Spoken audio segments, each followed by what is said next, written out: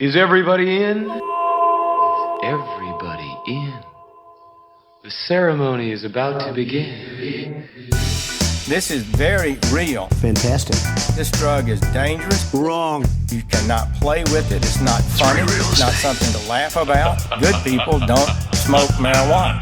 Shut your little punk ass up. But the more you hate me, the more you will learn. Hey, you guys, welcome to another episode of the Autoflower Podcast. I'm Chad, I'm your host. And man, I just want to say thank you. I just want to say thank you for tuning in, for watching, downloading, subscribing, commenting, sharing, messaging me words of encouragement. I just really appreciate it, man. I know I've said this before.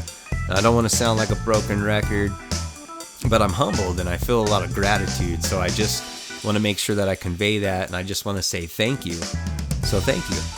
I also want to give a huge shout out to the new Patreon supporters, Ralph, SV, Tyler, Dylan, Vlad the Inhaler, Main Girl Grows, and Joe Soil. Thank you guys so much for your support and for signing up. Most of you signing up for the Flowering Club. So enjoy your free 10-pack of seeds every 3 months. If you yourself are interested in checking out the Patreon, visit patreon.com/autoflowerpodcast to learn more. We've also got a huge giveaway going on Instagram. And when I say we, I'm kind of referring to really the sponsors, because I'm just facilitating this and they're making this possible. So huge shout out to the Green Sunshine Company for participating and giving away one of their ES 180 grow lights, which I'm using right now in one of my tents, and I absolutely love it. Somebody is going to score on that thing. Also, we've got Autopot USA giving away one of their 4-pot automatic watering systems, which I myself have been using for at least 2 years now, and I absolutely love those. AC Infinity, they're going to be giving away to 3 different lucky winners. They're giving away 3 of their Cloud Lab 3-foot by 3-foot 733 grow tents. Nature's Living Soil also going to be giving away to 3 different winners. A 5-pound bag of autoflower concentrate with a 1-pound bag of Girl Flower Power. So 3 lucky winners there. And last but certainly not least is Kronk Nutrients, again with another giveaway. The same thing, going to be giving away their Bonnie and Clyde autoflower nutrients, their Bud Booster, their Cow Mag, and their monkey juice. So thank you to Kronk Nutrients and everybody else for participating. This giveaway is happening on Instagram. It's being facilitated on Instagram. So be sure to go visit the giveaway post there. You can't miss it. And just follow the instructions to enter to win. I've got it set up a little bit differently this time so that your information is safe and so that you can't be scammed. Last time there was a scammer. So our guest this week is Brian, and on Instagram, he goes under the name Earth Grower. He's a super cool guy, and he's got an extensive history in farming, like over a decade, I'm pretty sure, all kinds of experience. He's an agricultural consultant. He does one-on-one consulting for home growers like you and I, so keep that in mind as you listen. And what he's going to do is he's going to kind of give us like a 30,000 foot flyover view of composting, like different methods of composting. He's going to go over hot composting, cold composting, worm farm, Johnson Sioux Bioreactor, Bokashi Composting. He's going to chat about the importance of microbial diversity within all of that as well. So there's been a large demand, and I appreciate all of the messages asking for more self-sufficient type stuff, and I'm totally into that. It's totally right up my alley, so I'm happy to do episodes like this. I think a lot of it is coming from the fact that there's like crazy inflation going on. I mean, I don't know about you, but I'm in Southern California, and gas is is hiking right around. It's broke $6 a gallon a couple of times, and then it kind of goes back down to like $5.93 or something. Anyways, man, just prices everywhere are going up. Vehicles, especially used vehicles for some reason, really weird. Houses, like food, everything is just going up. There's all this talk about the price of fertilizer and stuff going up because of what's going on with Russia and Ukraine. And needless to say, man, like people are just kind of looking for some more inexpensive, like do-it-yourself, self-sustainable routes of doing things, which is good because in my opinion, you end up with a more superior product anyways. So we're going to be chatting a little bit about that. I hope you guys enjoy this conversation. Please welcome to the Auto Flower Podcast, Earth Grower. You could just introduce yourself and tell us a little bit about you to get things started. Yeah. So I'm Brian Maisenbacher, online known as Earth Grower, Earth_grower. I'm an agricultural consultant, but for the past 10 years I've been a full-time farmer. So I've worked on apple orchards, diversified vegetable operations, grown cannabis, done landscaping, built and designed several farms around Arizona, California, the Midwest, done some consulting in Kenya, and been spending the past 10 years really, when I first started out, I considered myself to be an organic farmer, and that's progressed to the point of becoming a regenerative farmer. And the more I think about it, the term natural farmer really resonates a lot more than any of those, and the ideology behind that. But a big part of what I do is, at this point, is we do soil analysis for farms, and we also help farms get clear on their goals using holistic management to progress and be able to attain these goals. So when we do consultations, we spend a lot of time talking about goals so that we can get a clear context so we can properly help farmers. And in doing that, we spend a couple days with the farmers asking a lot of questions, and then we end up providing information based on their holistic context, not a one-size-fit-all approach. There is no one-size-fit-all approach to growing plants or to having a farm. So a big part of my business is helping to analyze the complex systems that are farms, existing farms, and we also work with startups, people who have no experience farming, helping them to get clear on what's necessary to have a successful farm. What's the necessary infrastructure? What kind of greenhouse should I get? Where should I put it? What do I need to do with my soil? So these are the kind of questions that we help people get clear on and come up with answers for.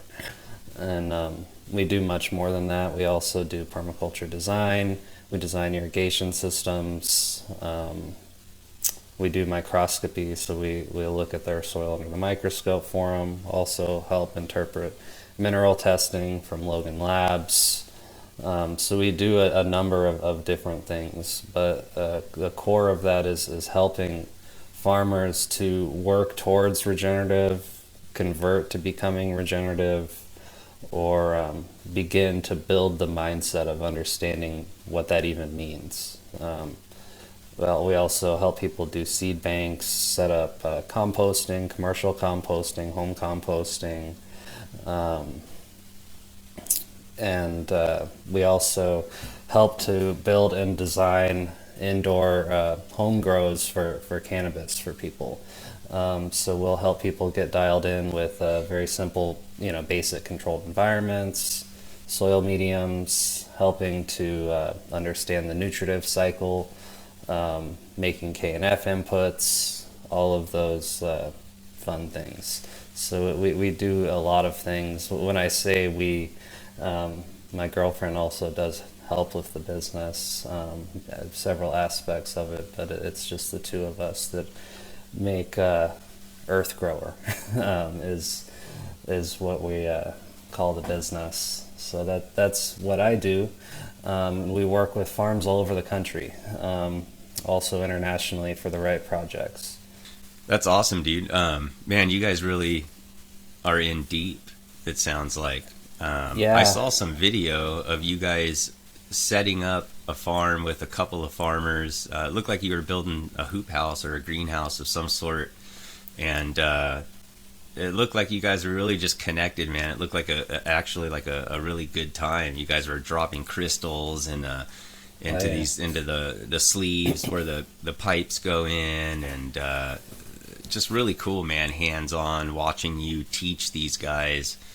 I don't know. I liked it. I got something out of it, I guess, and I guess that represents kind of what you do pretty well, huh? Yeah. What you did with those guys there on your Instagram. Yeah, and we're still working with them.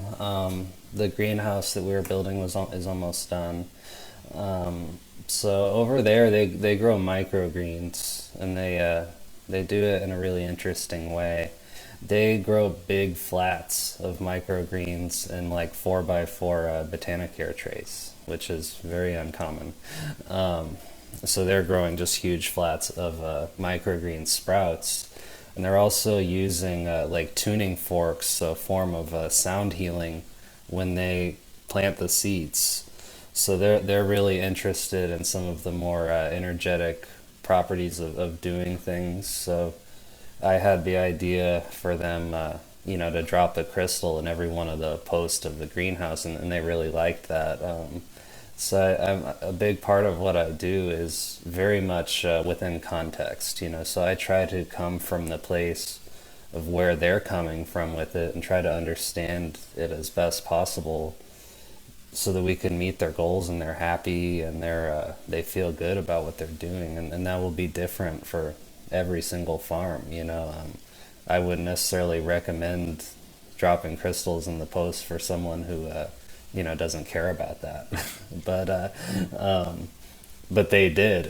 And so we're almost done with building that greenhouse over there. We'll likely do some other stuff for them as well, help them with composting and some other aspects of what they're doing. Also designing the infrastructure inside the greenhouse, so going vertical, irrigation, controls, all of those types of things. So yeah, that's something we're working on recently here in LA, and that's been fun. That's awesome, man. Yeah, could we chat about composting and stuff in general? Yeah. There's been like headlines that I've seen people sharing in the garden farming community about like possible shortages and this stuff of fertilizers because of the war that's going on. And there's just a big shift in the world right now, and a lot of people find themselves kind of struggling financially or making a shift financially and kind of starting over. And it's a good time to kind of learn to become self-sustainable, and composting, that's something that I've kind of never really even done successfully from start to finish. Right. I've done Bokashi composting, which is very, very simple. But as far as like getting a big pile and adding different things like that, I've never gotten one to actually heat up. Right. Although my pile is, I shouldn't even say that, because I've never even tried a pile like on the ground. The only thing I've ever tried is like a tumbler, Sure. which from what I understand, and I think I chatted with you before, is not quite really a good way to go. Right. Because right. there's not enough volume, and it's just, you can't really get it to, I could never get it to heat up. It was my problem Right. with that tumbler. So I would ended Right. up just kind of getting weird and nasty looking, and sometimes maybe smell anaerobic even and stuff like that. So but it's a good, like, I'm starting to make my own potting soil now even. Right. And to be able to make my own compost to add to that potting soil would be killer, man, because the last bag of potting soil that I purchased from the nursery that's close to me here, I have a picture of it. It's got some really weird stuff in it, man. There's like some really, I don't know what it is, if it's some fungal thing or if it's bacteria. I'll have to shoot you a photo, but my plants struggled, and after I chopped them and pulled the soil out, I saw why. I mean, there's just this mass growth. It looks like eggs. It's weird. I'll have to show it to you, but anyhow, I'm getting long-winded. I'm sorry. It's okay. But so I'm like, man, I started making my own potting soil like maybe 6 weeks ago. I just started like kind of messing with different things, and I'm to the point. What mix were you using? So I just got some sphagnum peat moss, which even now I'm kind of looking into and questioning a little bit. But so I got some peat moss. I had this huge bag of perlite that I'm trying to actually get through and get rid of, because I want to switch over to like maybe rice hulls. Sure. So I got the perlite. I got this huge thing of peat moss, and then I had some really good compost from SD Microbes, some biogas compost. And so I just began kind of mixing those things and adding like some lime and stuff, because I know the peat moss has like a really low pH. So I like added lime and then just some trace minerals and some humic acid. And that's pretty much it. Just like that, mixed it up. And the plants are loving it. That's just where I'm at right now. You know what I mean? Like, I don't know what I'm going to end up with, some recipe or something, but the plants are loving it, dude. And the smell of this potting soil. And I also mixed in some Bokashi. The smell of this potting soil is completely different than the potting soil that I buy, like Fox Farms. Right. I've actually, I can say I've never quite smelt potting soil like the potting soil that I made, and I'm assuming that's good. But it'd be oh, go ahead. I'm sorry. That could be good or bad, depending on what you're smelling. But it smells really good, earthy, almost like just earthy, almost like.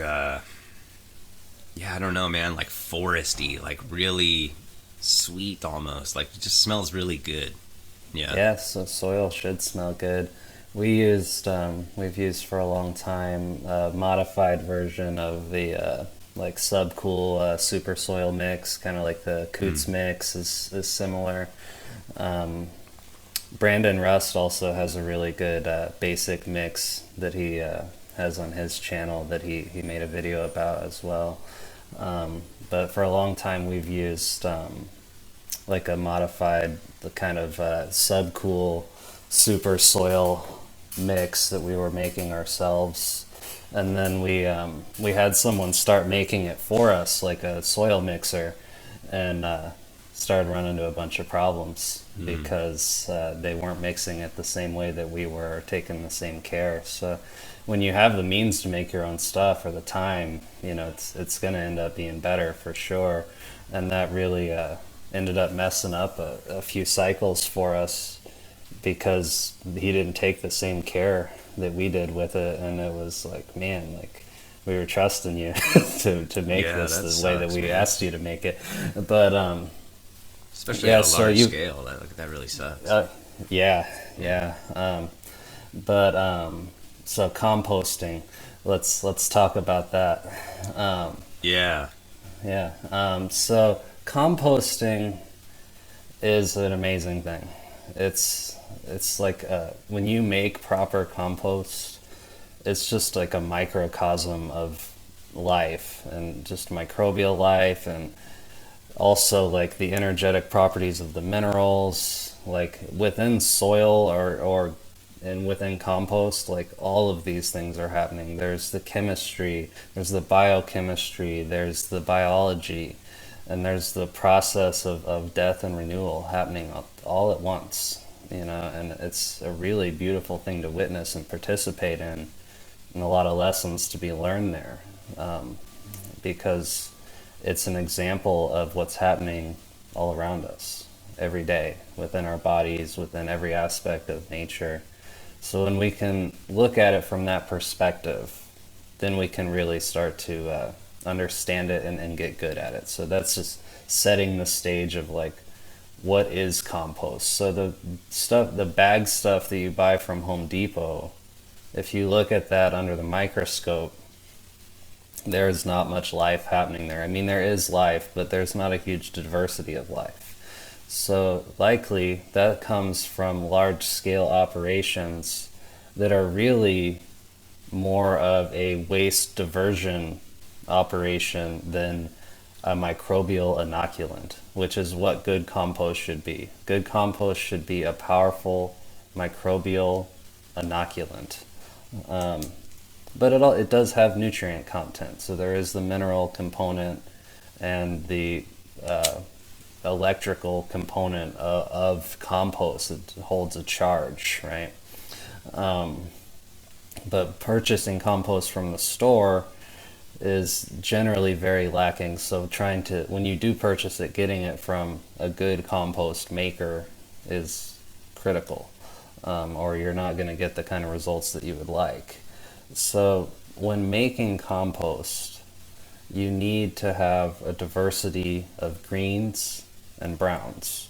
So generally, a general rule of thumb is a 30-to-1 carbon-nitrogen ratio. So your nitrogen is your greens, meaning green growing plants. Yes, you can use food scraps. Technically, that counts as a green. To make some of the best compost, you want to get a diversity of good green growing plants from around your region. So each green growing plant is covered with biology, and each plant is going to be covered with different biology. And there's also biology within the plant, endophytes. So when we get a good diversity of different plants, they're going to bring different chemical makeup and they're going to bring different biology with them. So a big thing that we're driving towards when making a good compost pile or having a good garden or being regenerative is to build diversity. Diversity is resilience. Diversity equals power, and that's a big thing that is really important in everything that we do. So getting a good diversity of a lot of different green growing plants, grasses, different leaves, comfreys, nettles, whatever it is that you can get from your region is going to be what's going to be best. And you want to get enough. So usually you're going to need a pile that's at least 4 feet tall, 3 to 4 feet tall, or you're going to have trouble with the pile heating up. So collect enough greens, and you want to do it by volume. So the way that you do the 30-to-1 ratio, there's different ratios and recipes that people use. This is just a general kind of rule of thumb that a lot of people use, is a 30-to-1 ratio. A very simple way to do that is to use a unit size. So say you have 5-gallon buckets, your unit size is a 5-gallon bucket, right? And so you're going to want to get a 30-to-1 ratio of carbon to nitrogen.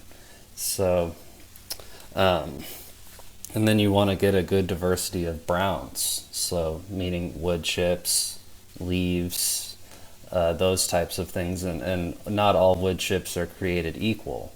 So you want to try to avoid a lot of things like olive or eucalyptus, or too many pine needles could cause problems as well. So those are things to be aware of. Also, like citrus wood is not going to be the best. So being aware of what kind of wood chips you're using, what kind of leaves. Leaves are loaded with biology. So if you can get some leaves from the forest, and then the next step is, so you want good fresh greens because they hold water and there's life within them. So that needs to be fresh. But your browns, on the other hand, could be aged. They're actually going to get a little bit better. So aging your leaves, aging your wood chips. Wood chips on their own will grow mycelium in them just by sitting around for a long time. So if you could have wood chips that were sitting for like a year, like that's amazing, you know. And if you have the space to do it, you know, like plan on that, like get some stuff aging, have things in process where you have materials readily available to begin making these piles. That's ideal circumstances. So once you have all your materials, you've got your greens, a good diversity of greens, as much diversity as you could find, a good diversity of browns, as many as you could find. Aged would be amazing. Then you're going to need a microbial inoculant. So all of that stuff is covered in biology and will compost on its own with just the biology that's on it. But what's going to really jumpstart it is to add finished compost. So the concept that I'm talking about here is much like making a loaf of bread. So if you're making sourdough bread, you need sourdough starter to make that sourdough bread. You're making kombucha, you need to save the tail end of your kombucha from the last batch to make the next batch. If you're making yogurt, you use some of your yogurt that's left over to make the next yogurt. This is the same concept with compost. So if you can get your hands on some good compost, like BioVast from SD Microbes, maybe some Catalyst Bioamendments, or someone else locally who is making good compost that could prove it to you with a microscope and with some testing that it actually is very good, and both of those companies do that. Then you're going to layer these browns, and so you get your ratio right with your buckets, with the units, so you know the ratios there when you portion everything out into your buckets or a wheelbarrow or whatever your unit is, you know, plastic totes, but try to get that ratio as, you know, around 30-1. You can play with that a little bit,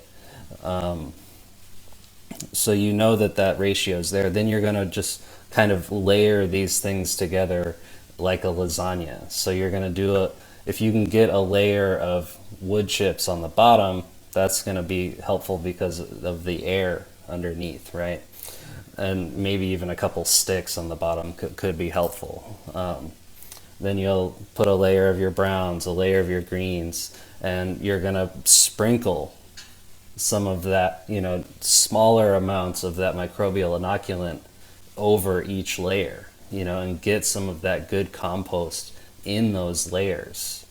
And pile it up until you have a pile that's roughly about 4 feet high and 4 feet in diameter, you know, a circle of it. And then from there, you're going to mix it. So you've layered it. Now you're going to actually mix it. So you could just move it to the side and mix it and turn it all together and move it to the side of where it was. And then you're going to need to water it. So if you can prehydrate some of your stuff, that's helpful too. So soaking the wood chips can be helpful. And you also were going to need a bit of a higher nitrogen source to help you heat the pile up. So that could be manure, that could be fish emulsion, right? That could be FAA, that could be you know, grass JLF, you know, as a nitrogen source. So you will need somewhat of a higher nitrogen source than your greens to help the pile start to heat up a little bit. So that's something to keep in mind, and it's usually maybe 5 or 10% of the pile would be the manure. So once you've gotten that all mixed up and you have your things prehydrated, you're going to need to water that pile. And depending on where you are, that's going to vary. So if you're in a really dry climate, honestly, it's hard to put too much water on a pile in a dry climate like California or Arizona or, you know, the Southwest.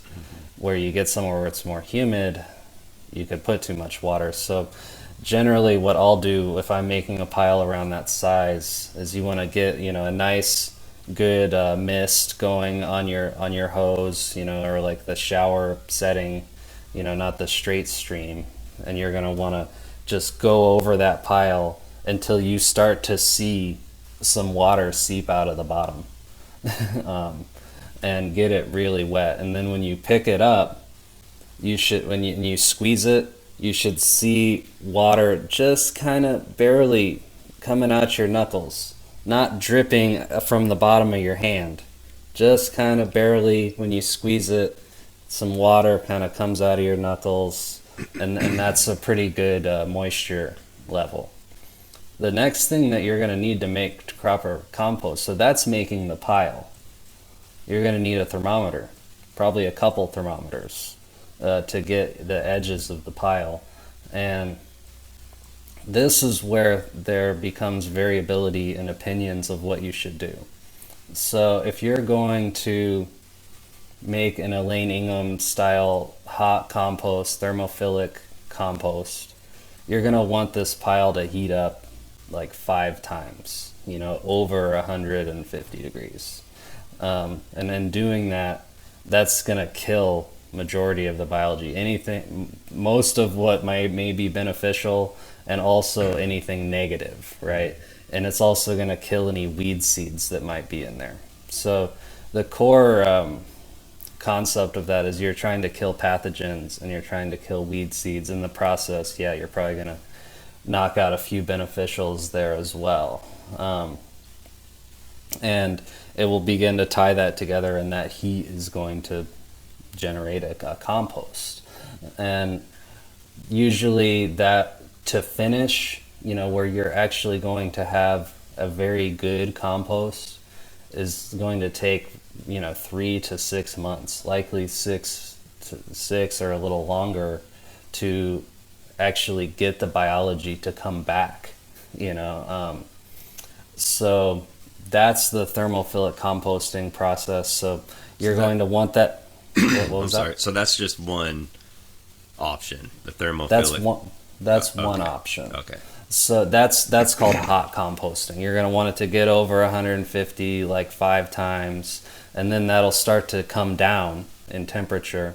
And once it's came down in temperature, then you begin the aging process, right? So the aging process is when the biology will come back. Or what you can do with that is you can now make like a compost extract from compost that is finished, or even better, you could take liquid IMO and then inoculate that pile to then allow the biology to come back. So you have all of the good humic acids, organic matter, all of these things that come out of a great thermophilic compost, but then you add back in that biology from something like an IMO, or this is a hybrid approach, and some people would really scoff their nose at what I just said, but whatever. But that is a way of doing it. You could use other microbial inoculants as well. So you could make that so you have your compost starter. You could take that, make an extract out of it, get the biology back in there, and then have a really great compost. So good compost is aged. Good compost is abundant in biology. So that's one way of doing it. Another way of doing it is cold composting. So Richard Perkins uses cold composting. So you can, in doing cold composting, you can get something a little bit quicker within like a couple months. And the way that he's doing that is layering a different ratio of greens and browns, vegetable scraps from his farm, but the end result is going to look a lot different. It's not going to look like the same kind of compost, but it's all context. For him, that works well within his context and what he's doing. So cold composting is one way, hot composting is another. Then you have, you're really making IMO as a form of boutique, small scale composting, right? So in doing that, you get the same thing. This is a microbial inoculant, but you're adding different food sources taking it through a different process, and then the temperatures that you're dealing with are going to be different as well. When you're making IMO, you don't want it to get over 120, or you're going to kill all of your fungal spores, and it's going to go more actinobacteria on you, which is not what you're aiming at when making IMO. So each of these processes have nuance, a little bit different end results, but they're all kind of aiming in the same direction, microbial inoculant, to feed soil biology or jumpstart soil biology and be a catalyst. So when you add compost into your garden, yes, you're adding organic matter, yes, you're adding some mineral content, yes, you may be buffering your cation exchange capacity by adding more organic matter, but the main thing that you're doing is you're adding biology. And that biology has the ability to trigger quorum sensing, to trigger and be a catalyst of jump starting the existing life that's there. They show up to the party with a 30-pack, and the music, and then they can help get that party jumping down there in the soil, which is really what you're aiming at, and allowing the existing biology, the biology in your compost to work together to then build the glues, access and mine the minerals, and to actually get inside your plant roots and get inside your plant and build diversity that's going to build resilience in your garden, where you're going to deal with less pest issues, you're going to buy less fertilizer, you're going to do all of these things. So in making compost, there are other techniques that you can do. So say you are lacking in particular nutrition in your garden, one of the best ways to add that nutrition back in is actually through your compost. So you can add dry amendments into your compost and allow the biology to pre-process them before putting them into your garden. So the biology will consume many of those nutrients and then hold them within their bodies and then release them as needed in a more available form for your garden. So actually pre-composting your dry amendments can actually be very helpful. Or adding liquid fertilizers into your compost can actually be quite helpful when done properly. That could also get you into trouble if you put too much or you do the wrong stuff. So those are a couple types of compost. And then you have worm composting is amazing. So worm composting, you use red wiggler worms. So the main thing to consider when you're doing worm composting is now you're managing livestock. You're managing very tiny livestock in a normal compost pile. There is life in there. You're managing that life. Like a mini farm. But in a worm bin, you're managing something you can actually physically see with your eyes. So with that comes even maybe a little bit more responsibility of the parameters of what do these worms need to thrive. So that's temperature, that's moisture, that's the right substrate to be within. So one of the best ways to start a worm bin is to use some of your existing finished compost as a starter or a substrate for them to live in, right?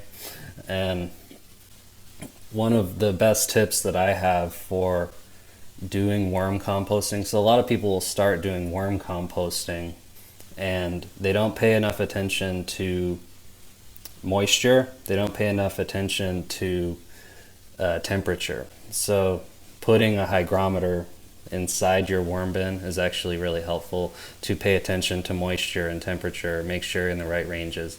Also automating your water can be really helpful. If you need to go out of town, your bin gets too dry, so those are things to think about. But you also, if you're going to automate water, you want to make sure you're not putting too much water, so there's nuance to this. But a lot of people, when they first start making a worm bin, they'll just start throwing all of their vegetable scraps and stuff inside the worm bin, and then they're going to end up with anaerobic smell, things rotting and molding sitting on the top, mice, cockroaches, all of that kind of stuff end up showing up. And this is because they're not using the proper ratios of greens and browns within the worm bins. So, and also when you grind up the food, so you want to consider like a worm is a tiny little animal. They have a small mouth. It's going to take them a while to eat half a watermelon or, all of these different things. So breaking this stuff up, even if you broke it up with a shovel first, or even better, go to Goodwill, get an old blender and blend this stuff up before you dump it in your bin, and then cover it with something. Cover it with a layer of leaves. Cover it with a little bit of, some sawdust, or on the most basic level, cover the top of your worm bin with a piece of cardboard. All of this stuff is going to help trap the moisture. It's going to help prevent light, so they're going to want to come up to the surface and eat this stuff because they don't like the light. Mm-hmm. So you want to create somewhere for them to thrive. If you're just putting stuff on the top, it's going to end up rotting and growing bad bacteria and bringing all kinds of negative things into your worm bin. So worm castings are one of the most amazing composts you could ever get your hands on when made properly. They're readily available nutrients, loaded with biology, a lot of really amazing things happening with worm castings. But if not done properly... Sorry to interrupt you, man. Could worm castings be used in like a potting soil mix in place of just like normal, like hot compost or something? Like, could you just use worm castings? Yeah, for sure. You can use just worm castings, but they're different. They're the biology within worm castings is going to be a little different than the biology in a compost.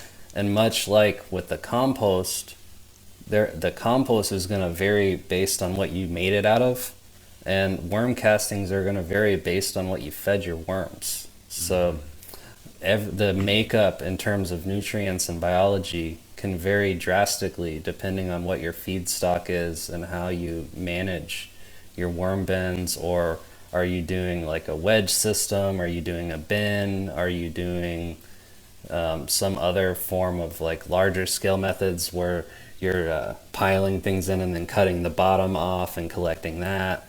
There's many different methods of doing it. Mm-hmm. So all of those are going to yield different results. And then you're going to need to sift it, and you're going to need to get your worms out, throw those back in the bin.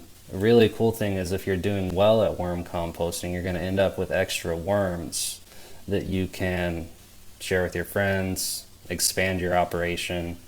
Worm composting is really cool, and it's one of the easier ways of doing it if done well with understanding, just like anything, because they can consume, especially if you're home composting, you've got a lot of food scraps. I think that feeding those food scraps to your worms is actually a lot more advantageous than trying to take those food scraps and hot compost them. Okay. In ideal circumstances, you're doing several styles of composting. You're doing many, because that's going to help build diversity, which is really what we're working towards. Mm-hmm. So another form of composting is called a Johnson-Su bioreactor. This makes a fungally dominated compost. So this is one of the next best things in terms of a fungal inoculant to IMO. IMO you can make fairly quickly if you know what you're doing and you have good collections from the forest. You can make IMO pretty quick. Johnson-Su bioreactor makes a very fungal compost, but takes a year to make. So the way he's doing that, Dr. David Johnson is who created this protocol. Essentially, you're going to take some hog panel, like chicken wire hog panel, like 4-inch hog panel, And that's good for composting in general. You could put that around any compost pile to help it keep shape. But so he takes this, he's going to set that on top of a pallet. So what you're doing is creating airflow from the bottom and allowing air to flow through, right?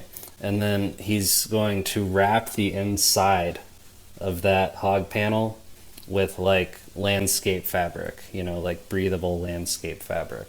And then layer in there good aged wood chips, alfalfa, and these are really the main things that he's using.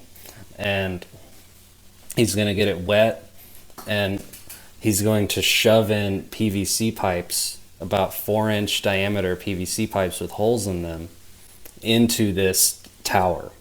So this is maybe 5 feet tall. It's layered with the wood chips and the alfalfa, and there's different recipes. This is a more recent recipe of his. And layering this stuff in there with these pipes in there, and then he's going to water it until he sees water coming out of the bottom, and then he's going to add in earthworms after about maybe a week of this pile starting to heat up.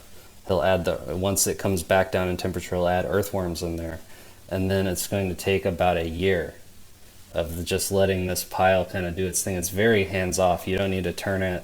You don't really need to do anything. With hot composting, you do need to turn it quite often.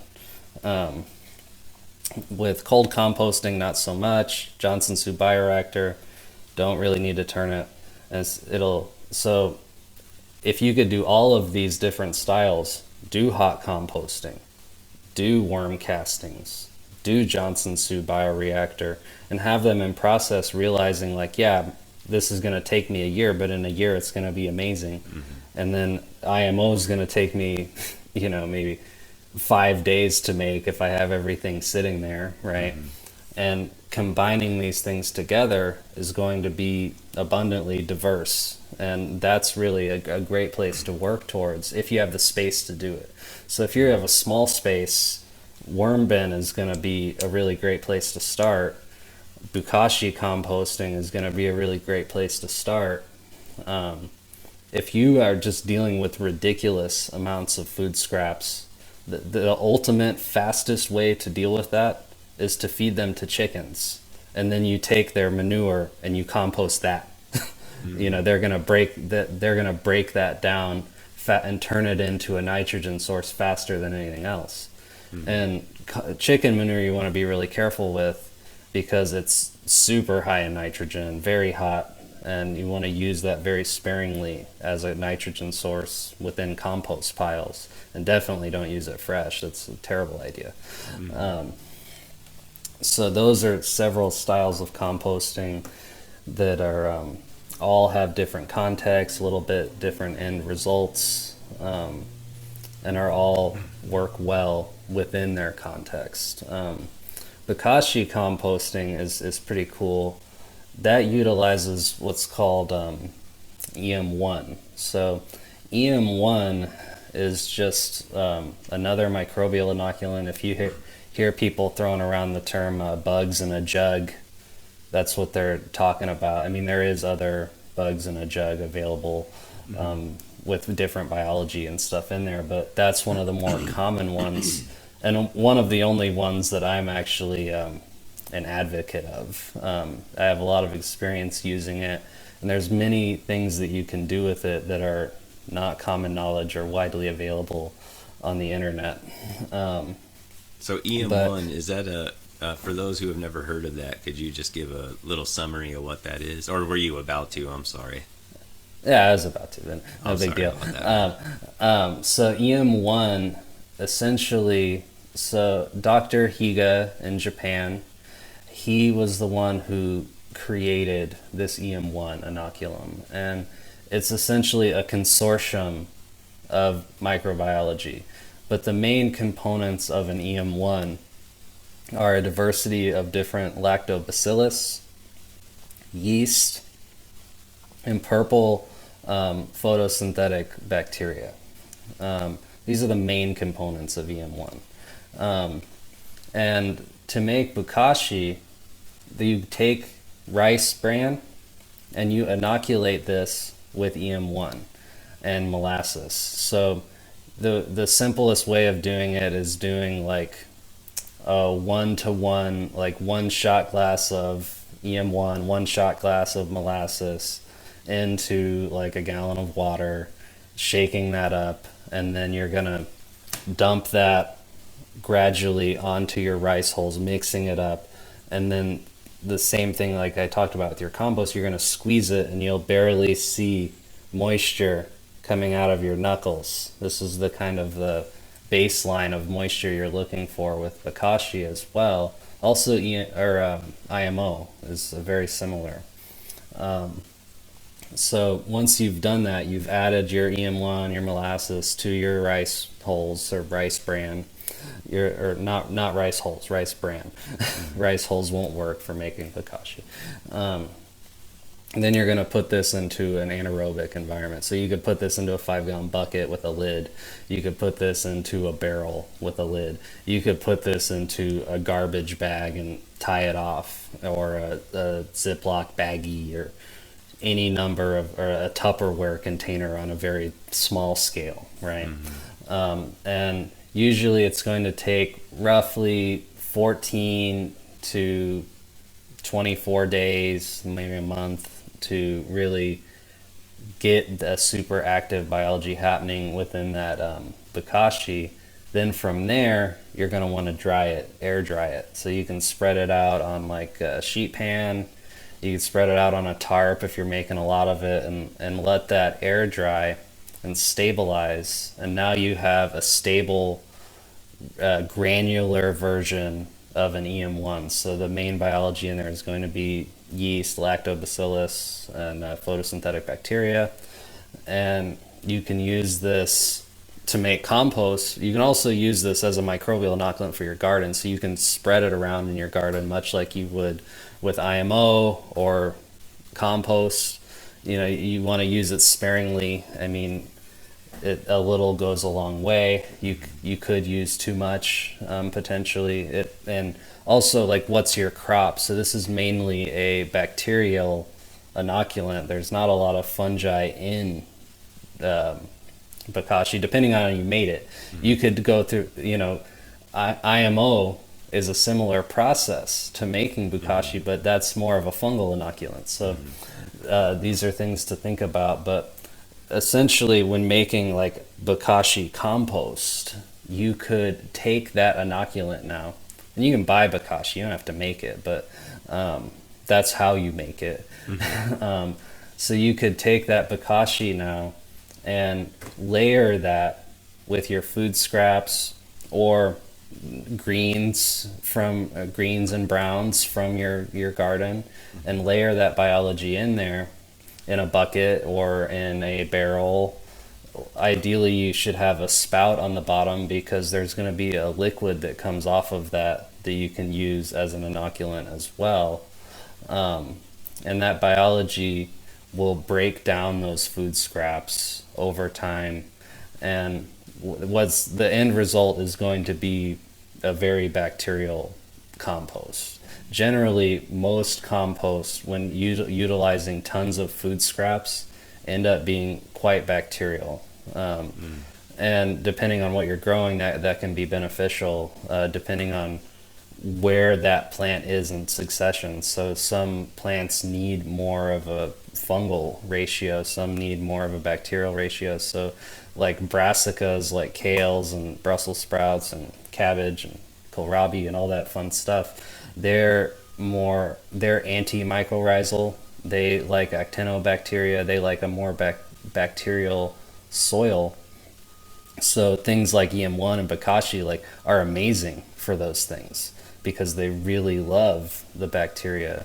Where something like cannabis, though Bokashi is very helpful for cannabis in some regard, that cannabis tends to lean a little bit more fungal. So putting too much bacteria can actually be of a negative to your cannabis, because you may get out of ratio of not having enough fungal activity happening there. So those are things to think about. But Bokashi can act as a really great fungal inoculant to help jumpstart things. So say we go back to hot composting, right? So when you're doing your hot compost, you could actually use Bokashi as your starter culture to make a hot compost. But there's not necessarily going to be a ton of fungal activity, but the fungal activity will come from the other biology that's there. Like likely your wood chips and your leaves have fungal activity on them. So these are, you can combine and mix and match these things to an extent when you have understanding of what it is, how it works, what you're affecting. But the main thing you want to keep in mind is that any compost that's made properly, abundant with life, it's just loaded with life. It's a microcosm of the cosmos and our universe and everything that's happening within our bodies and everything around us. When you look at that under the microscope, there should be abundance of diversity and life and good fungi. And yeah, there may be some, all compost has viruses in it and some levels of E. coli and all these other things, but when in balance with everything else is totally fine. Like within our bodies, there's arsenic and all kinds of stuff in our bodies right now. And when they're in process with all of the other diversity of life and diversities of minerals, it's not a problem. So that's what we're building towards, is diversity. This is our core concept when making compost. So say now you've done it, right? You've got your amazing compost. You maybe confirmed it with your microscope, or you sent it off to someone else who's an expert to look at it. You sent it to me or any of these other people, to take a look at it for you. You have it. Now you want to continue the process. You want to make more, right? So now that you have it, you always want to save part of it. So you want to constantly have what's called a mother pile going. Your mother pile is now your microbial inoculant. You shouldn't, once you're making compost, you don't need to buy microbial inoculant. Your compost is your microbial inoculant for making more. Just like if you're making bread or you're making kombucha or yogurt, right? So, or even you're making some forms of alcohol, right? So always want to save a portion of your compost so that you continue to make more. You don't want to make compost, then use it all, and then have to start from scratch again. Constantly, you want to have a mother pile, and you want to take care of that mother pile and pay attention to it and tend to it, because that's what's going to allow you to make it more efficiently.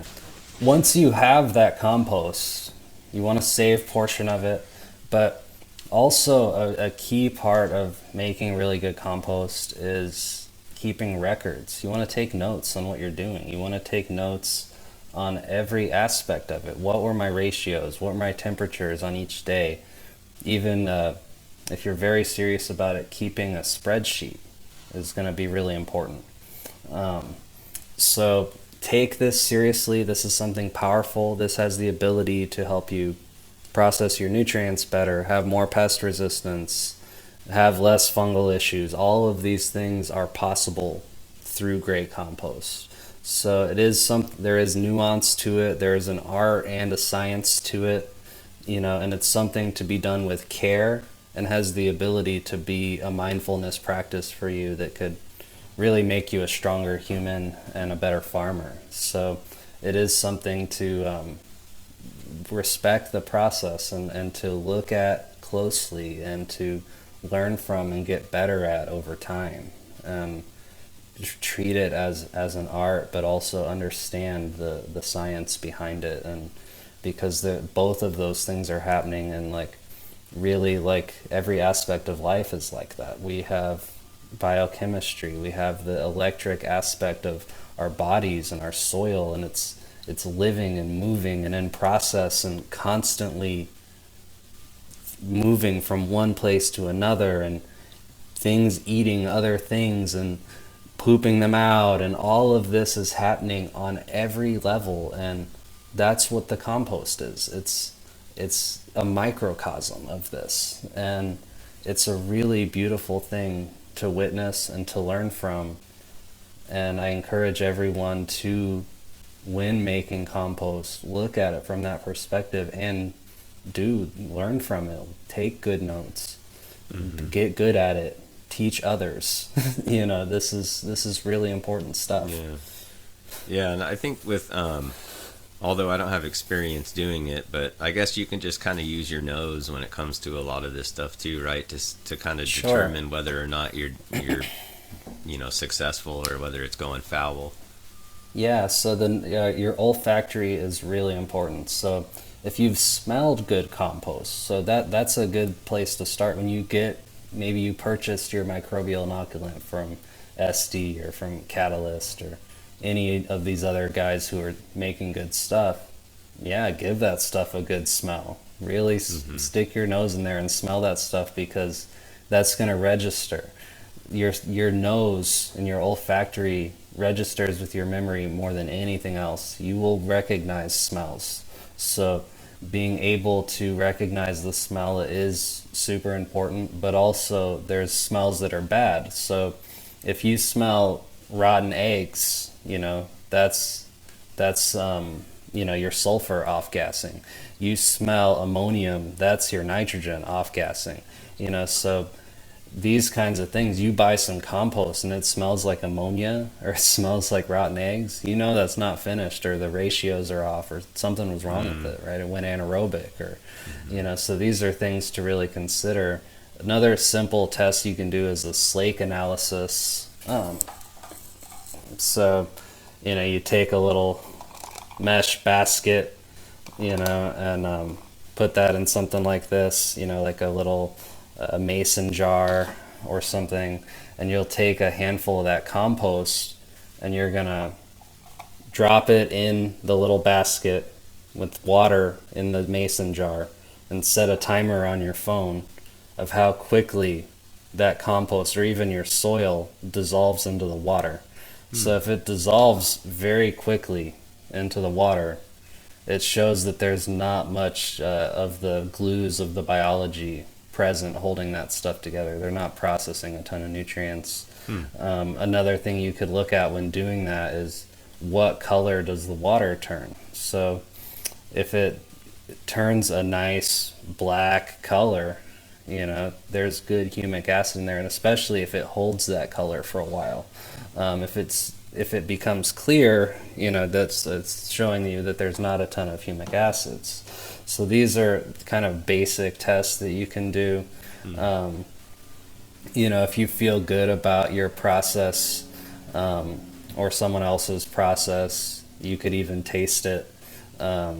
Tasting it, like a good finished compost will have a slight sweetness to it. There's little things that you pick up on over time when you've really looked at good compost. So if you get your hands on some, really smell that stuff, and maybe even taste it. If you know that the people who are doing it are reputable and really doing a good job, that's going to register some stuff in your olfactory and also in your taste buds of what is good.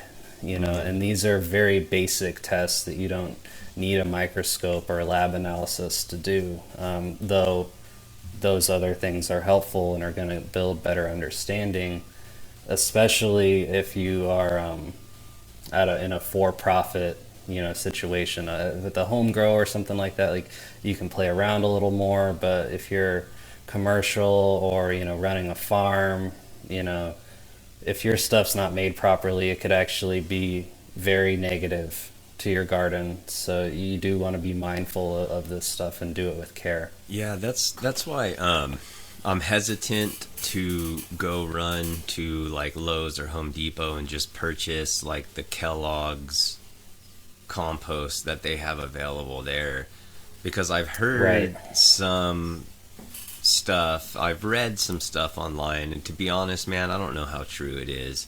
I tried to search and I just couldn't find any verification, and I thought about actually reaching out to the company. Right. But from what I hear, they use a lot of these companies use sewer sludge to process and make their compost. Have you ever heard of that? And do you think there's any truth to that? Oh, there is. Is There there? absolutely. So there from what I absolutely is truth to understand, that. they're taking basically the sewer, right? They're like taking all they'll reclaim a lot of the water. I know here in California, they'll with that brand Kellogg in particular. And so now I just want to say up front, because if they end up watching this or something, I'm not claiming this is true. This is just something I heard and that I don't know if it's Right. true. But I heard that, like, they'll take sewage and then they'll take the water out of it to use reclaimed water to go water different landscapes and stuff, and commercial landscapes and stuff. And then they'll take all of that leftover shit and just run off, and just who knows what else is going into all the storm drains and just everything, you know what I mean? And then they'll take that and they'll go compost it basically and sell it to you for $8 for a 2 cubic foot bag, and you're like, damn, what a good deal. And what you're really getting some sewer sludge, and I just couldn't imagine what type of biology is in there. So what are your thoughts on that? So, what you're saying is accurate to an extent, but so I've toured and actually managed some wastewater treatment plants.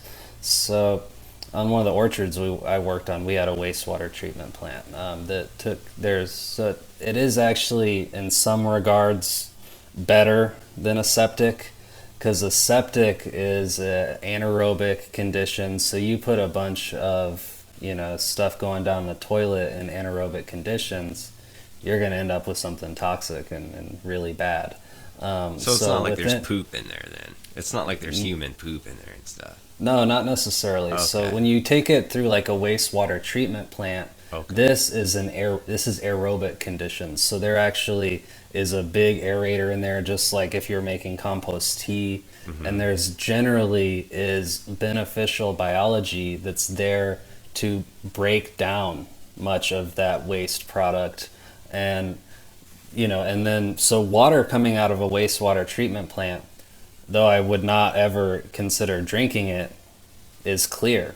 It looks clear, like it came out of your sink if the process was correct, right? Mm-hmm. So, and then what's left over is an effluent, like the sludge you're talking about is a byproduct of sewer sludge, but has gone through a process of being broken down by biology and is then siphoned off. So a lot of the time at these wastewater treatment plants, they have big piles of this stuff, that they scoop with backhoes and let it dry out in the sun, and a lot of that off gases, and that's likely the product that they're using to make some of the compost. But that's not all the compost though, so that's just a nitrogen source.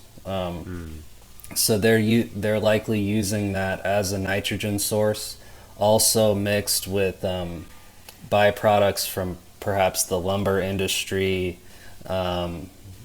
other dried forest matter, potentially diversion waste from homes, like your green bin, type of stuff.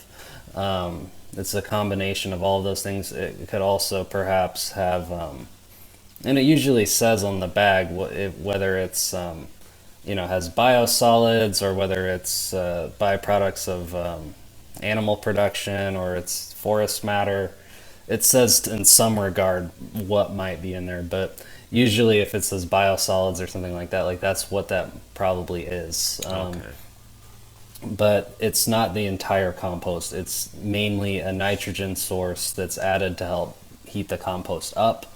And to be honest with you, like the way that we deal with waste is pretty horrific. Like I feel as though if we had a shift within our minds as a society and we used all the infrastructure that we're using to deal with waste using water, we could take all of that energy and literally compost all of our human waste and turn it into a resource that wouldn't necessarily be something I'd use in my garden, but it could be used to build soil in areas that aren't necessarily production zones, and because we're utilizing a ton of water to deal with our waste, which makes no sense, because we wouldn't have to do that if we took a fraction of the energy to do that, to actually compost everything. But it would require a huge paradigm shift of the way everyone's currently living life, right? So but wastewater treatment plants are better than septics, because septics will leach out toxic stuff into your yard and all kinds of bad stuff, bad biology, where the biology that comes from a wastewater treatment plant, when leached out, I've seen the areas where wastewater treatment plants leach, and there is just ridiculous plant growth, like very green grass, no negative plants either. So a lot of the time where a septic is leaching, you'll see things like milk thistles and really thorny plants and stuff growing. So milk thistle is a natural detoxifier. People make tea out of that to detox their bodies, right? So they do the same thing for the soil. So if milk thistle is naturally coming up in your yard, I've more often than not, when I've seen that, that's exactly where the septic leach field is, because they're helping to pull those toxins. And that I don't see that with wastewater treatment plants. I see nice green grasses and more beneficial weeds and things growing. So it is better, but I don't think it's the right solution. I think that if we could work towards composting all of our waste, that would actually be significantly better and would help us address many of the erosion issues that we're dealing with worldwide. Yeah. I used to not really care about this type of stuff. And it wasn't because I came from a place of, I guess, being inconsiderate and stuff. I just never cared, but Right. But now I do. I do care, man. And I think that it's good to care. And I think that even if you're just one person like me, I'm just one person, but like I just started just trying to use some of my waste, you know what I mean? Right. And it doesn't have to be all stinky and farm-like. I mean, I live in a tract home, and I keep it clean, I keep it concealed. I've got like a couple of JLF buckets going. I've got a Bokashi bucket going, that I've got a bunch of spinach and plant material and a few food scraps like some banana peels and some eggshells and stuff like that in there in a bucket that's all fermenting. I save all my eggshells now, to make like water soluble calcium or to compost them in some ways. Like and I'm just one person, man, but if more of us can do that, like, could you imagine the impact that we can actually have on this planet that we live on? Like, dude, we got to live on this planet for a lot longer. You know what I mean? Like, for all we know, we could be in the caveman days of humanity. We think the world is ending, but how do we really know? I mean, we could have been here before, and this could have been reset 4 or 5 times. I mean, I don't know. Who knows, man? Right. But we're here. We live on Earth, and I know people are talking about colonizing Mars and stuff, but man, this is our home. You know what I mean? And that's great if we end up colonizing Mars and all that, but there's going to be a lot of people who don't want to go there if that's even an option. Right now, if you could just freely go to Mars if you wanted to, I wouldn't go. I'm just being honest. I wouldn't go. I'm like, I want to see what goes on there first and stuff before I go moving over there. You know what I mean? But we got to start caring about this stuff, the amount of waste and the impact that we have on the environment. And it's easy to not see if you're in the city and you're just going to your just business, man, but for me, it's like, when I go paddling out into the waves with my son and we're paddling out, man, and there's plastic in the ocean that I see and I could see it in the water. And when you see trash and stuff along the beach, and we see it, just all this, just our plastic waste, our food waste, we waste so much food that we can feed like all the homeless in America. It's crazy, man, the amount that we actually waste. And I mean, I was there, but it's like everyone's they're just too busy, man, caught up in the life that's going on in here. You know what I mean? They're just caught up in that life that's going on in their mind, and they're not. It's easy for us to not pay attention to everything outside of us, man. You know what I mean? But Right. like, we got to start. I love what you're doing. I love your attitude and kind of your approach, and you know, just the idea of being regenerative. You know what I mean? Absolutely. And it save you money, man. It'll save you so much money. Oh, for sure. It's going to save you money, but I think really the most important part that really ties into everything you were just saying is something like making a compost or having a garden, you know, like real base level stuff, you know, like these are really powerful acts that have the ability to help reshape our minds and bring us closer to the earth and bring us closer to these systems that sustain us and make life possible. And, you know, going through the process of, yes, like composting has nuance and you can mess it up, and there's aspects of it too that may be challenging and take time and patience, you know, but all of these things, building patience, being mindful, paying attention, using critical thinking, all of these are the tools that we need to navigate the issues that we're facing in the world. Mm-hmm. We can literally solve all of our problems in the garden. We can solve this with simple things like paying attention and being mindful, and the making a compost or being successful in your garden and really doing everything well, you know, growing everything with care, not, you know, cutting corners and all these things. Like, that's going to make us stronger humans. Mm-hmm. It's going to make us be able to navigate this better and pay more attention and be more mindful and be more respectful to each other and the earth. And like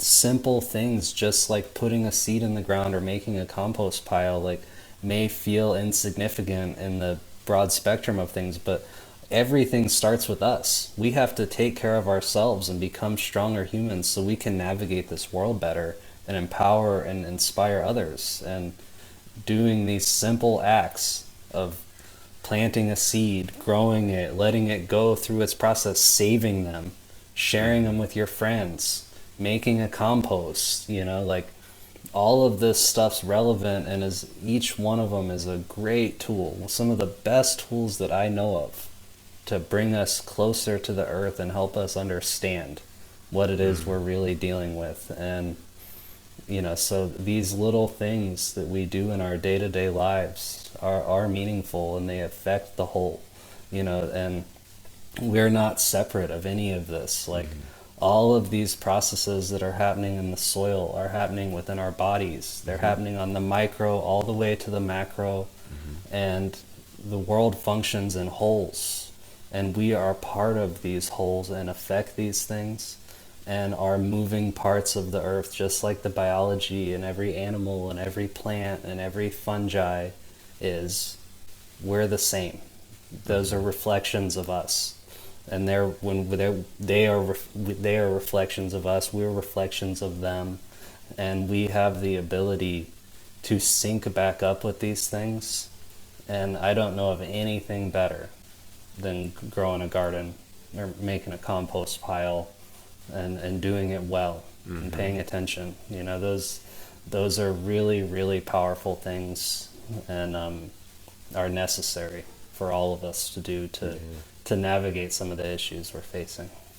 Yeah, I think that's what people mean when they don't even realize, when they say, you know, people will start growing cannabis, and oftentimes that's the first plant that they'll ever really grow and garden with.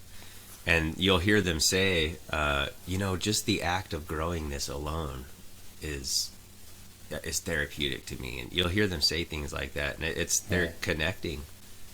They might not be putting it into those words, but they're making a connection there, you know. And you're right, man. We're part of this whole thing. We're just a part of. We're just viewing it from this viewpoint inside of a human body, but we're part of the whole thing, you know. I like what Alan Watts says. He said, "You didn't come into the world; you came out of the world, like an apple came out of a tree." Right. And it's so true, you know. Like we're part of this. You know what I mean? Absolutely. And yeah, I mean, we're absolutely part of it, and we came from this place, and in some regard, I mean, we're returning to it. You know, we're all just walking each other back home. You know, we're all just in process, and we're all at different stages. And when you realize the diversity of all aspects of life, you know, like you look at the diversity of biology or the diversity of plants, you know, and like there's the same diversity of people, and we're all on different stages in this story of just coming back home, you know, coming back to the earth. And it's when you can realize that, I think it's really important that we navigate this world, and we navigate the issues we're facing environmentally from a place of love and compassion. And when we can realize that we all are just in process, and we're all in some regard doing our best, and you know, just trying to understand, and are at varying levels of understanding with this stuff, you know, then you can more easily look at it from a place of compassion and understanding, and try to help each other, you know, realizing like, man, like this guy doesn't really get it, but I was there too. You know, it's all part of it. And grace and compassion and stuff. Absolutely. Yeah. Yeah. I think that's a great note to end on, my friend. Absolutely. Yeah, man, I really, really appreciate you giving us your time and chatting about some of this stuff. And, yeah, no problem. Well, I hope you guys enjoyed that conversation. I hope you were able to take something from that. I hope you're able to connect with Brian. Be sure to follow him on Instagram. I'll link everything in the show notes. Thank you guys so much for tuning in. I hope you guys have a great rest of your week. See ya. Nicotine, alcohol, good drugs. Coincidentally, tax drugs. Ooh, how does this fucking work?